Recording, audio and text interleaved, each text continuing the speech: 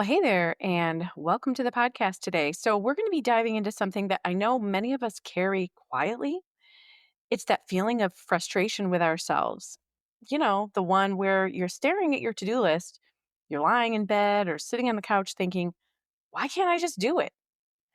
If you've ever called yourself lazy, unmotivated, or undisciplined, today's episode is for you. Because the truth is, what you're calling laziness might actually be something much deeper.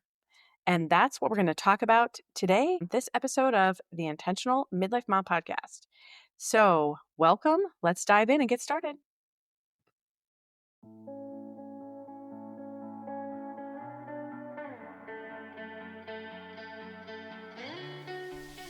Well, hey there, I am Jennifer Roskamp, a certified life coach and homeschool mom of 9 who is passionate about helping women just like you embrace the here and now while also being focused on creating the life you actually want.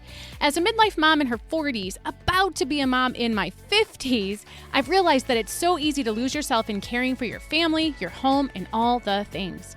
Until one day you realize you're not even sure who you are anymore or what you even want in life. So on this podcast, we're going to work on managing yourself well so that you can manage all of the other things and people well too. So let's dive into what it means to manage your home, your time, your family, and yourself well. This is the Intentional Midlife Mom Podcast.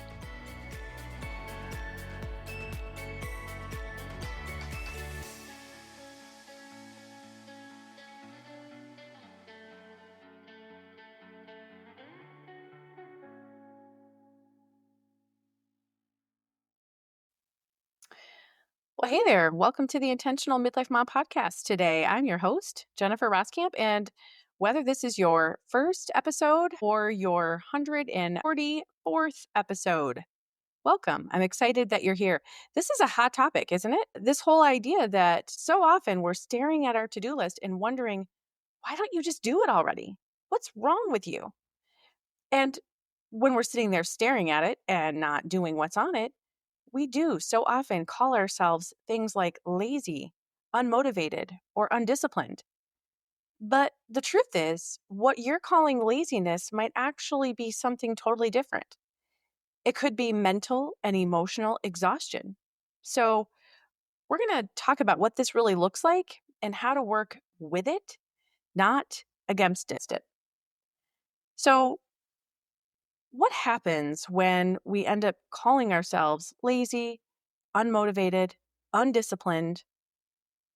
Here's what I know. We live in a culture that constantly rewards output. Our value is largely tied into what you get done, how productive you are, how efficient you are. And if you don't feel productive or efficient or accomplished, well, you have no value at all. This is what happens in our minds, right? And so when we hit this wall, we internalize hitting that wall, not doing the things on the list, at least not as much as we should. We internalize this as failure. We say things like, I should be doing more. Other women can manage this. Why can't I? I'm just being lazy. But rarely do we pause and ask, what's underneath this? Or even, is there something underneath this? We don't even consider this. And so we end up living in this day-to-day life where there's this constant pressure to go, go, go, go, go. And it creates this guilt when we slow down. And that guilt makes us push harder until we burn out. It's kind of like this endless cycle, this endless treadmill. It's this loop. And the only way out of this loop, of this cycle, or this downward spiral is to recognize that maybe we're not lazy at all. Maybe we're just empty. Wow, that really hit, didn't it? I know there are plenty of women who are listening right now, and that just struck a chord. That hit you deep in your heart and in your gut, like someone just punched you.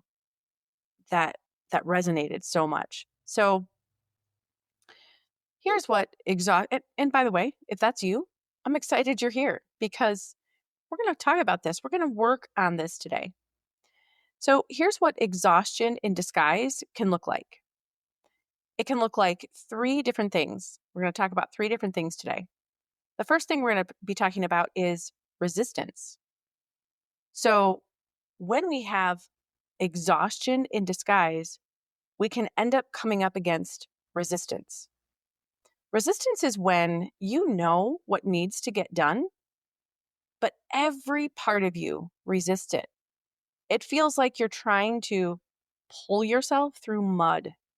It feels like trying to picture yourself taking even just one tiny step forward. Well, that feels impossible. So, resistance. Resistance wants to hold you back because it is just too hard. The thing you're asking yourself to do is just too big. It's too big of an ask. It's too heavy of a lift. And so your brain says, because of course, your brain's job is to keep you safe, happy, and comfortable. And well, hey, when you are exhausted, you're not feeling any of those things.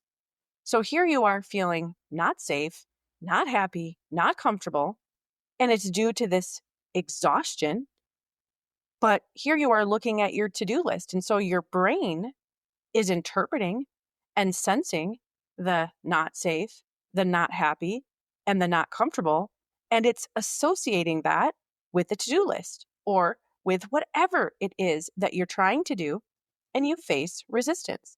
Your brain doesn't know the difference. Your brain doesn't know how to diagnose the actual problem. But that's what we're talking about here today. We are taking that to-do list, the one that you're not working on, the one that you're not getting done, the one that you are contemplating just turning away from, while calling yourself unmotivated, lazy, undisciplined. And we are taking that to-do list and we are helping your brain diagnose the problem correctly. And it could be that unsafe, unhappy, uncomfortable diagnosis that your brain is assigning to the to-do list, it could be that it is horribly misassigned. And it could be that you're not undisciplined, lazy, or unmotivated. It could be that you're just exhausted. So resistance, that's one hidden face of exhaustion. Let's talk about another one, brain fog. And if you're a midlife woman like me, there's enough brain fog all on its own every single day, all day long. So it's real important to understand if we have extra amounts of brain fog, it's real important for us to understand why it's there, what it actually is, so that we can eliminate it. So brain fog, this is another hidden face of exhaustion.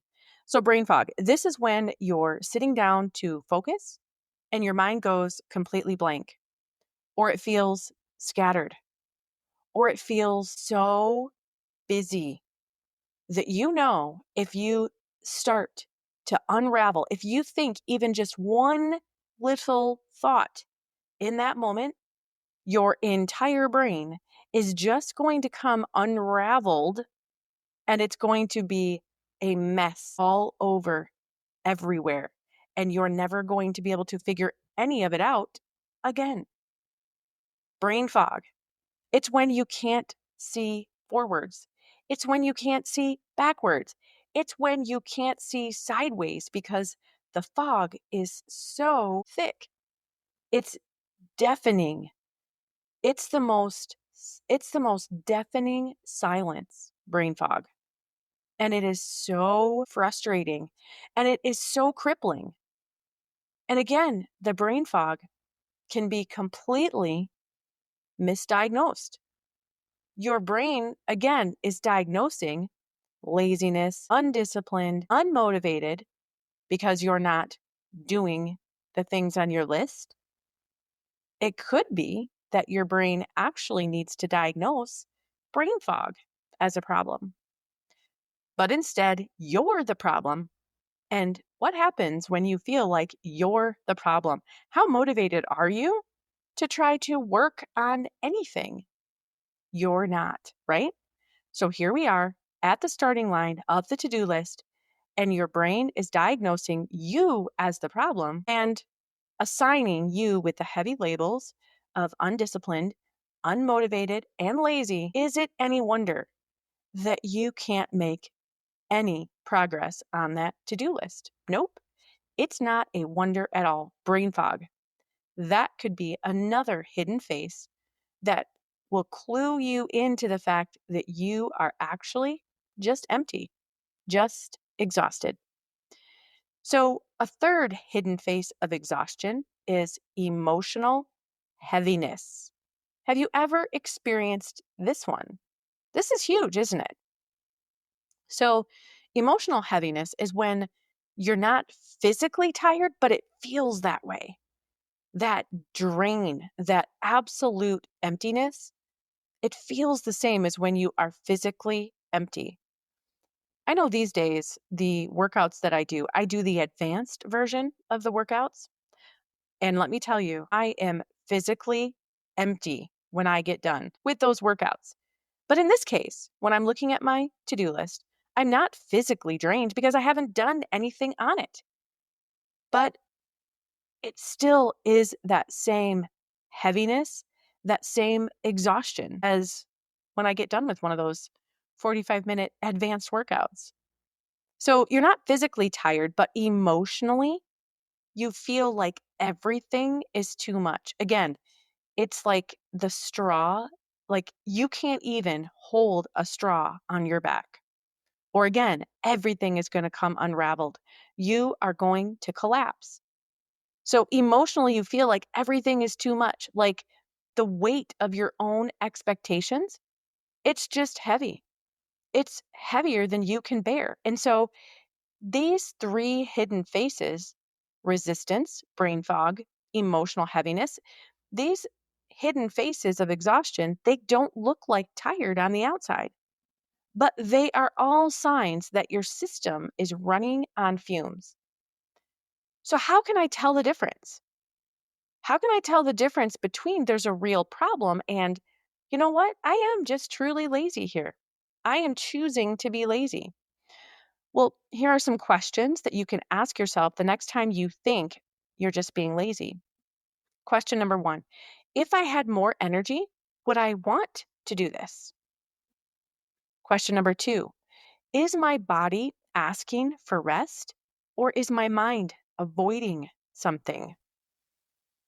Question number three: am I speaking? This is a big one. Am I speaking to myself with criticism or curiosity? That's a good question to ask yourself, probably in a whole lot of different contexts, not just when you're wondering if you're being lazy. So, am I speaking to myself with criticism or curiosity? Just pausing to ask these questions, it helps you reconnect with yourself. And more often than not, you'll realize this isn't a laziness problem, it's a depletion problem. So, when you diagnose that it's a depletion problem, that you're just empty, here's what to do. Here's a few small shifts that can help you move forward without pushing yourself to the brink. Because nothing good happens when you're teetering on the edge. By the way, right now I am in the midst of teaching my Write a New Chapter challenge live to the members inside my coaching community, Accomplished Lifestyle. And I was sharing something that one of my Accomplished Lifestyle members shared with me when she first came to Accomplished Lifestyle. She said something along the lines of, I felt like I was just teetering on the edge of my life and that I was about to topple over and I had no idea what that actually meant. I just knew that I was dangerously close to falling off and I was terrified of what that would look like. So if you're there, here are a few small shifts that can help you move forward without pushing yourself to that brink. Number one, go for tiny wins instead of massive effort. This is why I created my daily task list. And part of the daily task list is rapid fire tasks. These are the hidden gems that every one of my coaching clients, everyone in my coaching programs, my coaching community, everywhere has learned from me the skill of the daily task list. Because the skill of rapid fire tasks, there's a few different criteria that rapid fire tasks have to meet. But one of those criteria is it has to be something that you're going to do in 10 minutes or less. And we try real hard to find all of those less things, less than 10-minute things, much less than 10-minute things that we have to do. And it's because choosing the small wins are what help you build momentum. Because if you can knock some of those out, before you know it, you have gotten over the getting started hurdle, which is the biggest hurdle that most of us face. And again, you've got momentum on your side. You're proving to yourself, you know what? I actually can do these things. You know what? I'm actually not lazy after all. You know what? I actually can follow a simple to-do list. I don't avoid everything. I'm not broken. There's nothing wrong with me. And that confidence starts to build alongside that momentum. And that's where the real magic starts to happen. But it all starts with these small wins first, because the small wins can help create collectively this massive effort. So that's strategy number one. Strategy number two is to give yourself permission to pause just for a moment. I call it purposeful rest. And rest really is a reset, not a weakness. Every single day, I have purposeful rest planned into my day. And if you're following me on Instagram, you've seen pictures when I've shared what this non-negotiable, planned, purposeful rest that is planned into every single day as a non-negotiable. You've seen this on my Instagram feed or in my Instagram stories at times. I know you know what it is. By the way, I'm the Intentional Mom blog on Instagram. If you're not following me there, you absolutely should be. I share things there every single day, things that are helpful, just like what I share here in the podcast. And it's especially essential if you are a midlife woman, because we talk about a lot of the things that midlife women actually really struggle with, just like we do here on the podcast. But give yourself permission to pause. You've got to have some non-negotiable times of reset. You've got to have at least one of these in every single day. Again, if you are looking to avoid getting to that brink where you're teetering on the edge, wondering if you're about to go over and everything is going to fall apart and you don't even know what it looks like when you fall off the edge and you land somewhere. Who's going to pick up all those pieces? How many pieces are there going to be? How bad is it going to be? You don't want to be on the edge contemplating all those things. So give yourself permission to pause. That's strategy number two. Strategy number three, try a reset ritual. It could be a short walk. It could be a 2-minute journal check-in. It could be as simple as a series of 4 deep breaths with your hand over your heart. This needs to be something that signals, I am allowed to slow down. I am allowed to slow down. So here's a question. Well, how do I know if I'm taking it too easy on myself? Again, let's be honest, because sometimes the fear is real. The fear that says, what if I actually am being lazy? Here's how to know if you're stuck in this pattern of laziness that you need to address. Number one, you're constantly avoiding discomfort, even when you know that it would lead to growth. Number two, you're making excuses out of habit, not because you're actually reflecting on what actually is happening. You're just making the same old excuses. Maybe you're recycling them around a little bit, but you're just making excuses. You're not actually thinking about what's happening. And the third signal is that you feel restless or frustrated because you know that you're capable of more, but you're stuck in avoidance.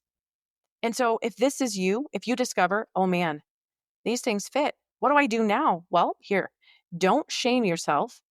Start with one brave action today, something small, but meaningful. You can both rest and stretch yourself. Let me say that again.